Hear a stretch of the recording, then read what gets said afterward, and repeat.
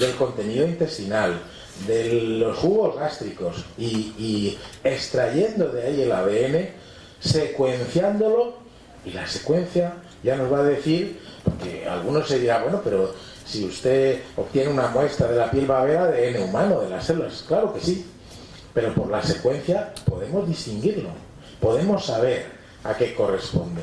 Entonces podemos catalogar este microbioma en todos estos grandes grupos de firmicutes, proteobacterias, lactobacilos, etcétera, todo ese conjunto que de repente empezamos a tener una información que se nos revela diariamente.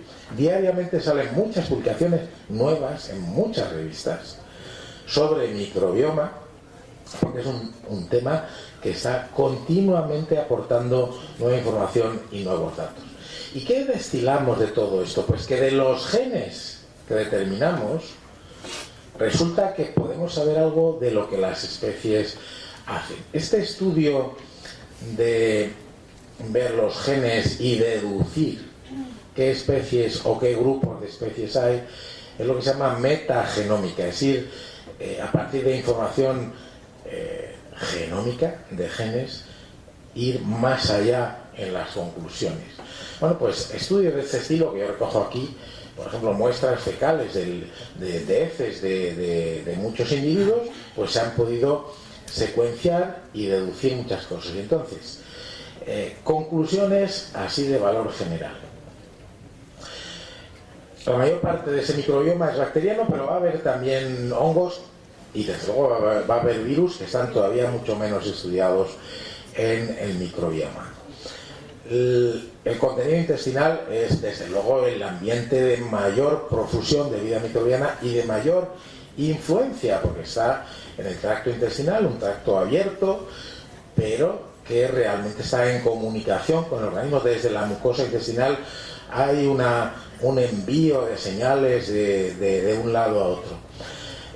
¿Hay algunos que predominan? Pues resulta que hay unas 57 especies bacterianas, porque ahora ya nos concentramos en las bacterias, que son las más abundantes y que estarían en el 90% de los individuos. Es decir, ¿todo el mundo tiene esas 57? No. ¿Todo el mundo las tiene en las mismas proporciones? Mucho menos. En alguna especie puede estar en proporciones 100 veces más que otras, que en otros individuos. Por eso, esto da idea de la complejidad de lo que queremos estudiar. Porque decimos, esto tiene la función de un órgano. Sí, pero su composición es variada.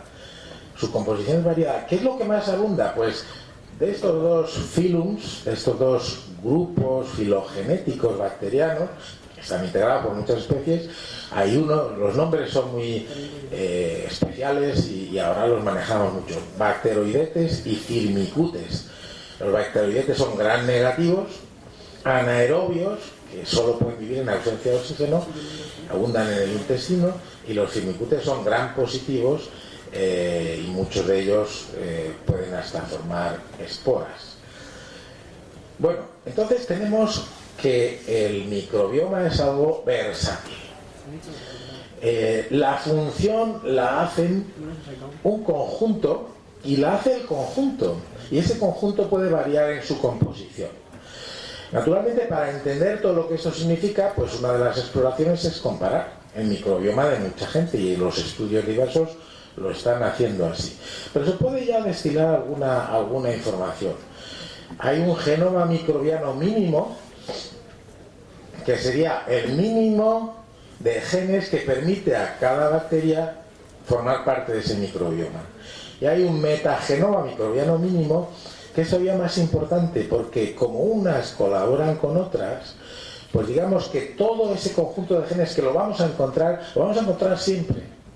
Luego resulta que tal gen concreto que forma parte de ese metagenoma mínimo, pues en un caso lo aportan unas especies y en otro otras, y sus proporciones varía lo mismo, pero ahí encontramos cosas muy importantes. Por ejemplo,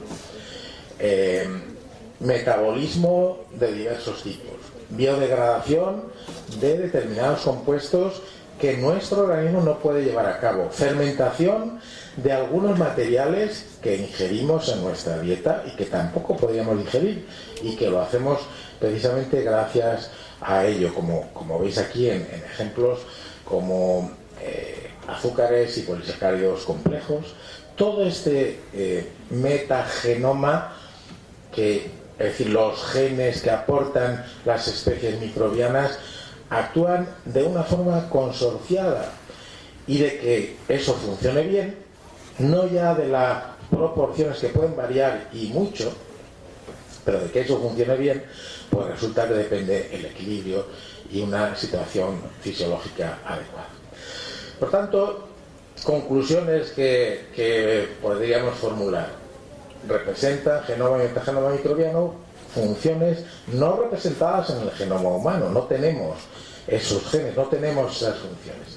Entre ellas, algunas que aportan capacidad de generar energía a partir de algunos sustratos, algunas que aportan ácidos de cadena corta, como acetato, propionato, que tienen relevancia. Resulta que algunas aportan pasos biosintéticos para aminoácidos y vitaminas, que tampoco tenemos, y que gracias a estos microorganismos, aparte que los podamos ingerir en la dieta, pues los tenemos en nuestro organismo. Otras aportan compuestos de lo que se llama xenobióticos, compuestos que serían tóxicos, que están presentes y que gracias a estos microorganismos nuestro organismo se deshace de todo ello. De aquí podemos ya llegar a conclusiones. Naturalmente, si se altera todo esto, tenemos alteración, podemos tener patología. Ahora, la pregunta que algunos todos querríamos saber, bueno, pues qué enfermedades y cómo son esas alteraciones, porque si resulta que dependen de una presencia de determinados microbios y esa alteración en su presencia es patológica, empleemos microbios para corregirla y estaremos tratando enfermedades. Bueno, este desideratum de decir, gracias a ese conocimiento podemos diagnosticar patologías y corregirlas, todavía tiene un muy largo recorrido. Tiene un recorrido que nos sigue haciendo preguntarnos, porque, claro, si decimos, resulta que tal problema patológico se debe a una alteración en el microbioma, hombre, ¿esa alteración es realmente la que causa la patología o es el efecto o hay algo de las dos? En todo eso es en donde se está. Los estudios nos siguen revelando, por ejemplo, en qué lugares, intestino, piel, vagina, cavidad oral, en qué lugares hay funciones concretas y cuáles son las rutas microbianas asociadas a esa función. Desde luego, en el contenido intestinal, en esto que nos aparece en ese color lila, pues tenemos capacidades fermentativas, tenemos capacidades biosintéticas, incluso los microbios aportan, por ejemplo, sustancias como el lipopolisacárido que contribuyen fundamentalmente a la madurez inmunitaria. Nuestro sistema inmunitario, las células que nos defienden, las células que distinguen lo propio de lo ajeno, pues tienen que ser estimuladas adecuadamente. Y eso a eso contribuye también. ¿Qué es lo que pasa? No sé si alguien se lo ha preguntado, apareció en alguna diapositiva anterior, pero no lo comenté. Alguien se ha preguntado, ¿puede haber un animal que viva sin ni un solo microbio en su organismo? ¿Alguien se ha hecho esa pregunta? La respuesta es sí. Podemos criar animales, podríamos criar seres humanos, pero ese experimento sería totalmente inaceptable, pero podemos criar animales en un ambiente estéril donde no hay microbios, totalmente aislados. ¿Qué pasa si luego le sacamos a ese ratoncito que hemos criado en el laboratorio, que se ha hecho y que no tiene microbios? ¿Qué pasa si luego le sacamos al ambiente y llegan los microbios enseguida? Pues que ese ratón no tiene defensas, es totalmente inmaduro desde el punto de vista inmunitario, porque esa es otra de las funciones fundamentales. Entonces, bueno, tenemos esfuerzo por aquí. Otra pregunta que se están haciendo los investigadores y del cual cada vez hay más datos es: ¿esa microbiota es igual siempre desde que nacemos? ¿Esa microbiota es la misma en Europa que en determinados lugares, otros lugares del mundo, en Europa, en Asia, la gente que vive allí? ¿Esa microbiota es lo mismo quienes se alimentan con una alimentación normal o quienes son vegetarianos? Todo eso, ¿qué es lo que nos va dando también? Pues unas claves. En primer lugar, con la edad. Cuando nacemos, inmediatamente nuestra microbiota se empieza a desarrollar, pero y tiene mucho que ver con la de la madre. Y no es lo mismo en el niño que nace por cesárea que nace por un parto, el que nace por un parto vaginal.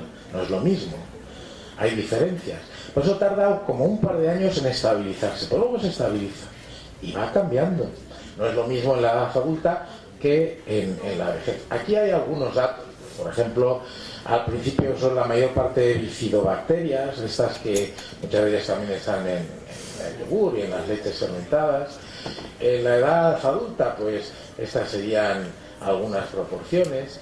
En la gente mayor se incrementan los bacteroidetes, disminuyen las bifidobacterias, pero es que diferencias también las hay